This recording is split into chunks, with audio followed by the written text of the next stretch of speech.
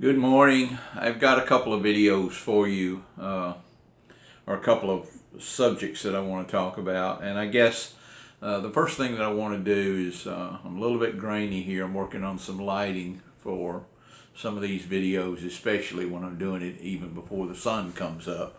But at any rate, what I want to talk about this morning is Randy at Auto Rebuilds. Asked the question about would it be better to be an officer of a corporation than just a salesman. And I guess let me go into detail that Randy, from the where I sit. Okay, since you're interested in content, no, I don't think it would be of any better value for you if you're only interested in content. Weird Beard can give you access to the auto auctions there, and for content, I recommend that that's probably great for you to do.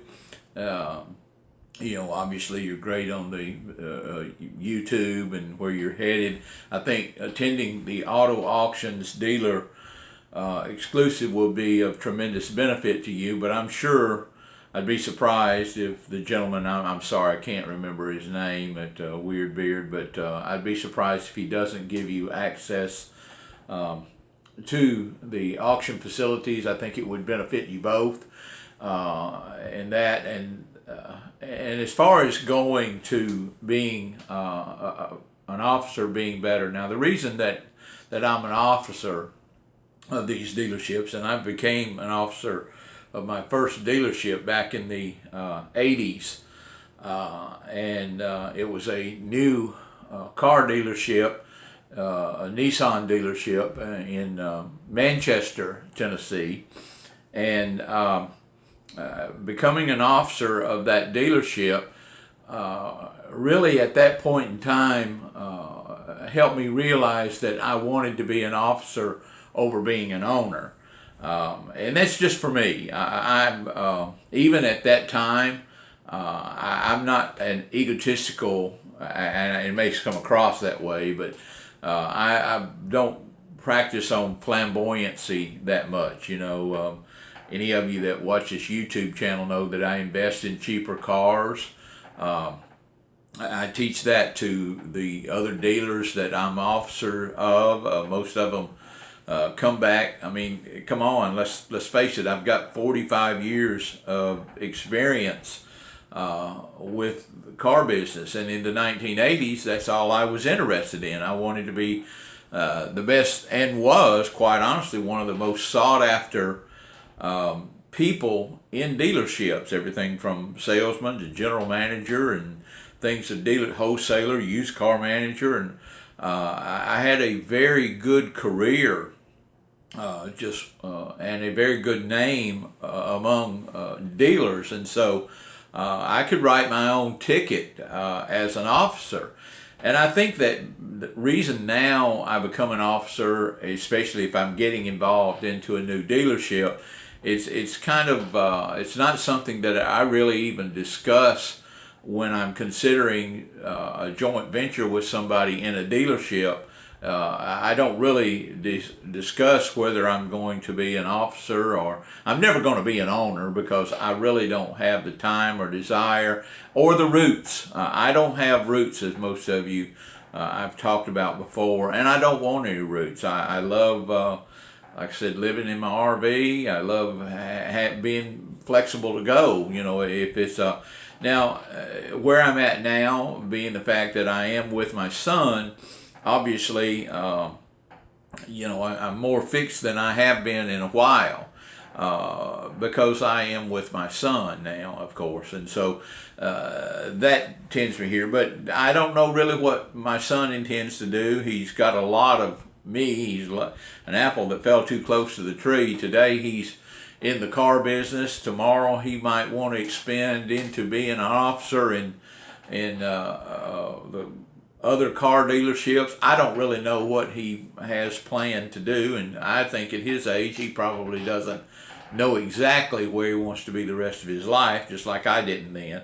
But at any rate, being an officer, all that does for me is because I do have a profit sharing in the dealerships that I'm an officer of, and I'm not making a lot of money on YouTube right now. Don't anticipate ever making a lot of money, and that's not my primary goal. So thanks to retirement, thanks to my investments in other dealerships, and just being an officer, profit sharing, I'm going to be okay really the rest of my life. And basically it's because of my lifestyle habits. I don't drive your fancy Corvettes and your Mercedes and things of that nature, and I don't have these big luxurious homes to live in. And that helps me afford a lot of things. It gives me a lot more investment power. If I decide I want to invest in another dealership, I can do that because I have the financial resources to do that, and they're not all tied up in expensive cars and homes. But anyway, that's beside the point. No, Randy, being an officer does not behoove you anything unless you're going to have a financial interest in the dealership, and that you're going to appoint. I have the power to recruit, to expand the dealership.